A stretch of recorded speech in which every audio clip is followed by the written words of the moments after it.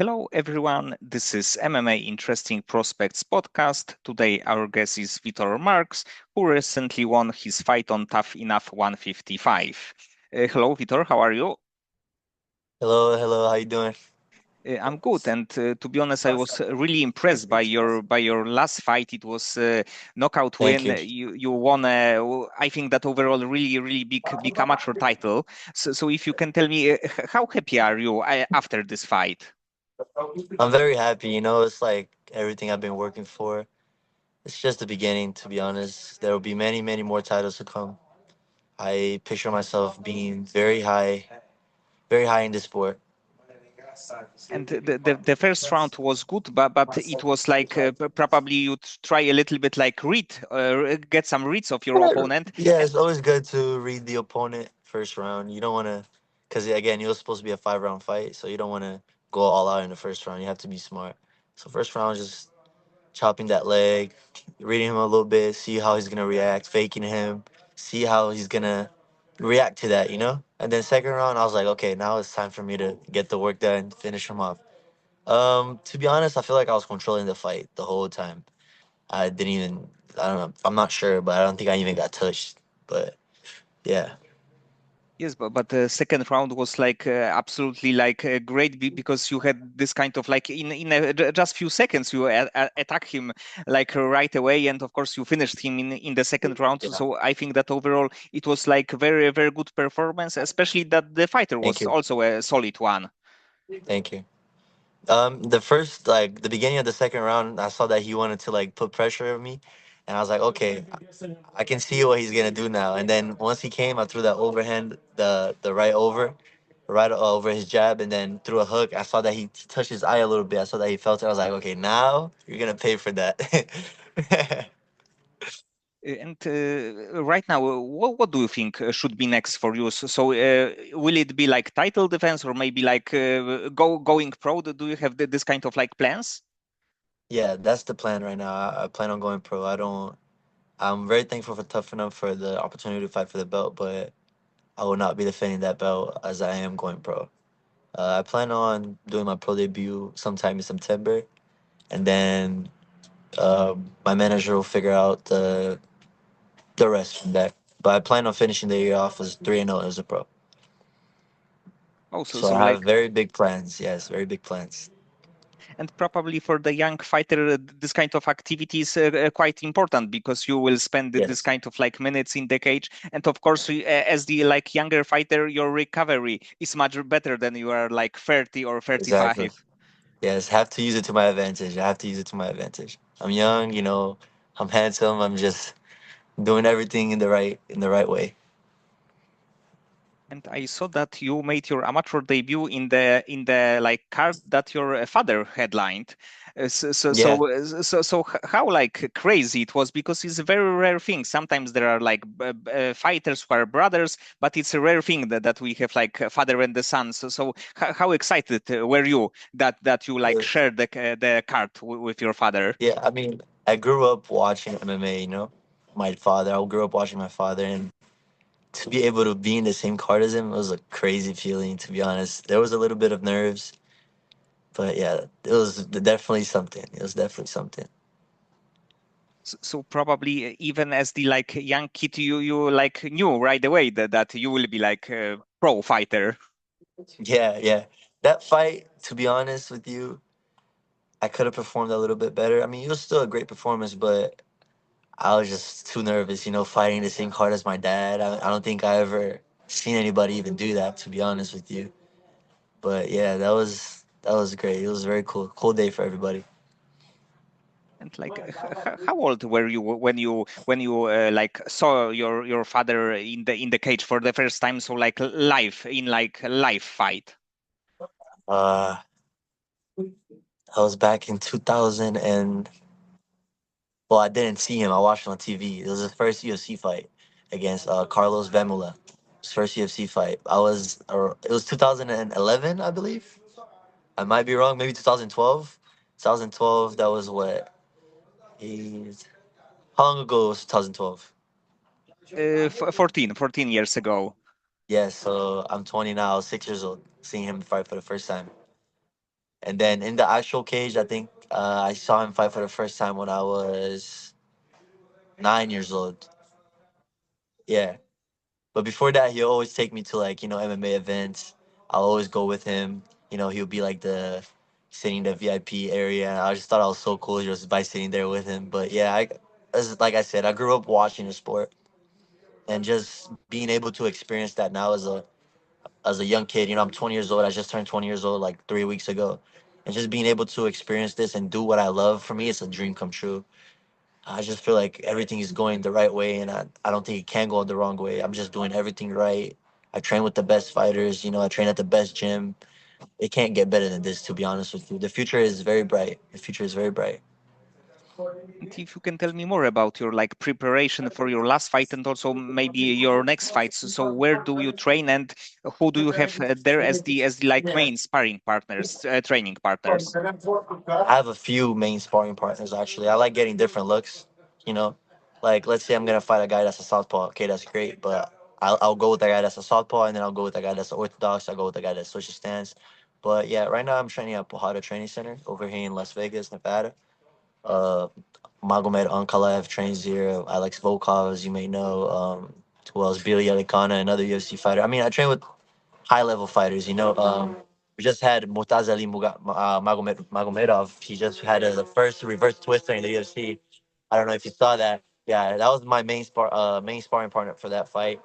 I have Davon Duncan, the guy from Aruba. I don't know if you saw Baba Yaga. He's just last weekend. That's his best friend right there. I'm training with him. Training with Abe Alsagir. Abe Alsagir is fighting in contender series. He's on the first show on the contender series. Um, who else, bro? I'm fighting with some killers. I'm fighting with I train with Gamid. I train with Gamid. He's about to fight Muhammad Ali's grandson in the PFL. Yeah, Gamid. Who else? I'm just getting it all, brother. I'm getting all the experience I can get. Caesar, I train with Caesar, great boxer from here from the gym. It's amazing. The environment here is amazing. I have the best coaches, my dad, my father. Marcelo Nunes, a great BJJ like artist. It's just I love the experience. I love the opportunity. Yes, and probably with this team you like can't go wrong because you mentioned so many like high level fighters. Missed So, missed one guy, Kelvin Gastelum too. Got to train with him. Got to train with Kelvin Gastelum. That was amazing. That was crazy. Got to get some tips from Johnny Walker himself. He was watching me spar. I mean, it was definitely a great experience.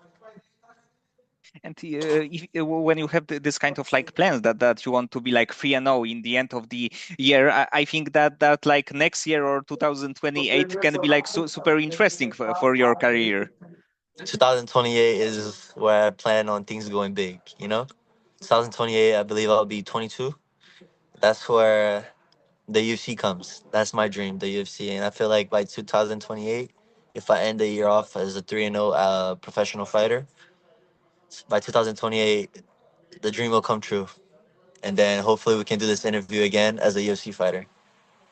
Yes, yes, definitely. And about like your pro debut, do you have some maybe let's say information where it can take place? So maybe Tough Enough, maybe like some other promotion. As of right now, I'm thinking it's going to be tough enough as a pro. But again, my manager does all that. All he does is just send me to fight. He says, "Hey, do you want this guy?" I'm like, "Doesn't matter. You just give it to me. I'll smash him too." But tough enough. That sounds like a good plan for a pro debut, for sure. Yes, it's like one of the best regional promotion, and even on the card that you fought, it was like few really good fighters. So probably even like in the next few fights, like on the UFC level, so that they will get UFC contracts. So good I like place how to you're be in. thinking. I like how you're thinking. Very good. Good man. Good man. I like that. Yeah, I agree with you. Can't agree with you more. And about like your right now, let's say training, because you had a training camp, and probably you are still in the gym, like I can see in the background. Yeah, still in the gym. And like between the fights, probably you like spend. It's like you still train all the time, right? Because when you are a quite young fighter, it's like the obvious thing that you need to be Yeah, in the gym, and you probably also want to be in the gym. I like fighting and getting back to the gym the next day. Like it's been what the last three fights. I think I got hit one time the last three fights. So thanks to God, no injuries. So I like to get back to the gym the next day, fix what I believe I messed up in the fight. I watch some tape. I try to see what I can do better. You know, either if it's a loss or a win, I like to see what I messed up on. You know, what I could have done better. So yeah, definitely I go back to the gym the next day. So when the fight was on Wednesday, I believe. So when did you came to the gym? Like Fridays, something like this? Friday, yes, I was at the gym on a Friday. Thursday, I just took the day off. You know, I was with some family, some friends, and Friday I was already back to the gym doing some grappling. And like obviously you are surrounded by a lot of great fighters, but from the like fans perspective, who is your favorite fighter? But the fighter also that you are not training with. So the fighter that let's say that you watch only on TV. Yes, favorite fighter, of course, that'll be my dad. But fighter that I watch on TV, um, I like talking about the legends from back then: Anderson Silva, Lyoto Machida. That's definitely those are the guys that I always look up to while growing up. Obviously, Conor McGregor. Um, who else? Right now, I like Mauricio Rufy. I like his style. I feel like there's a lot of stuff that he does that I can implement in my game.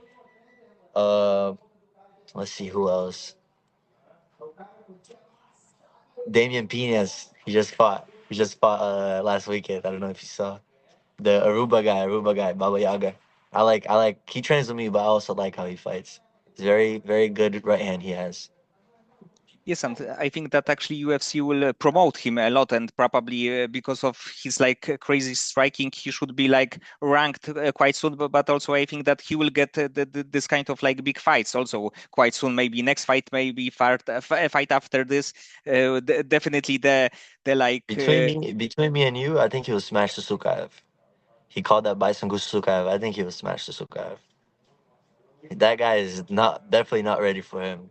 If that right hand lands, which it will, he'll put him out. He'll put him out for sure. I think he beats him in fashion.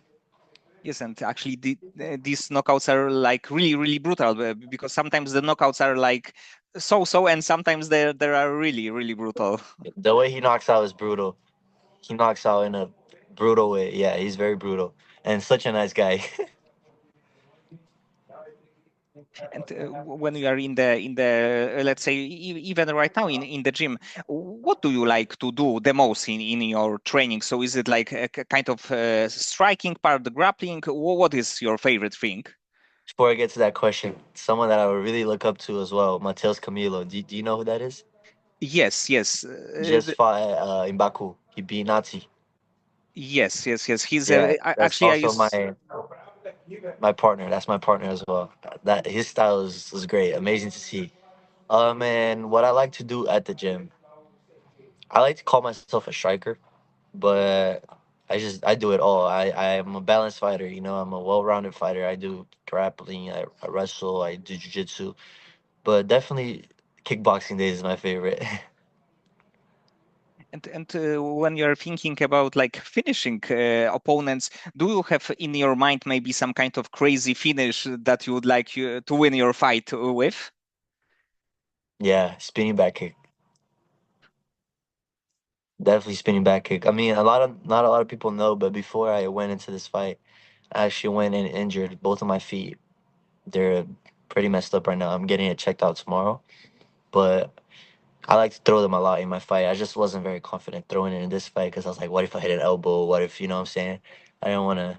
I don't want to throw it, but it's definitely something that I throw a lot. It's very much in my game.